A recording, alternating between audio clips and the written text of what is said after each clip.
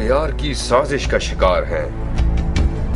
अगयार हमें तकसीम करने पर तुले हैं। मगरिब की नजर दरअसल हमारे वसाइल पर है। यहूद और नसार हमारे खिलाफ जाल बुन रहे हैं। अमेरिकन लॉबी पाकिस्तान को कई लख्त करना चाहती है। हिंदू हमेशा से हमारा नुकसान सोचता आया है। हमारा मजहबी ज़हन रखना मगरिब को खटकता है।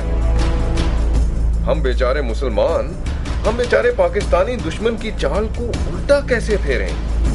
ये इजहार है उस नफ्सियाती आर्ज़े का जो पूरी कौम को, बल्कि किसी हद तक पूरी मुस्लिम उम्मा को लाहक है। ये आर्ज़ा कभी इंतहा दर्जे की फरारियत अख्तियार करने पर मजबूर करता है तो कभी इंतहा पसंदी की राह अपनाने पर,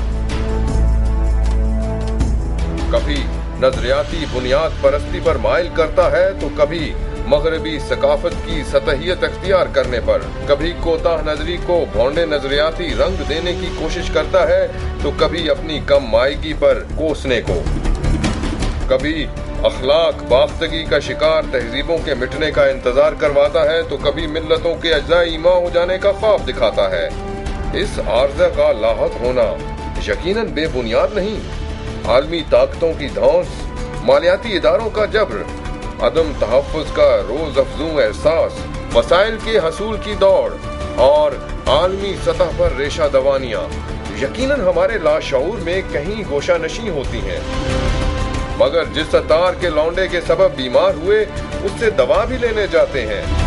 जिस निजाम को कोसते हैं उसी में राहत का सामान भी ढूंढते हैं। जिन अक़दार को मलऊन करार देते हैं उन्हीं को अपनाना जिंदगी की अलामत समझते हैं। जिन अक़वाम से खतरा महसूस करते हैं उन्हीं की नक़ल भी करते हैं।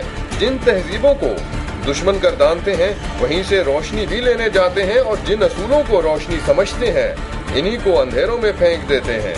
सवाल ये पैदा होता है कि आखिर हमारे ज़हनी, अखलाकी और नजरी दिवालियापन का जिम्मेदार है कौन?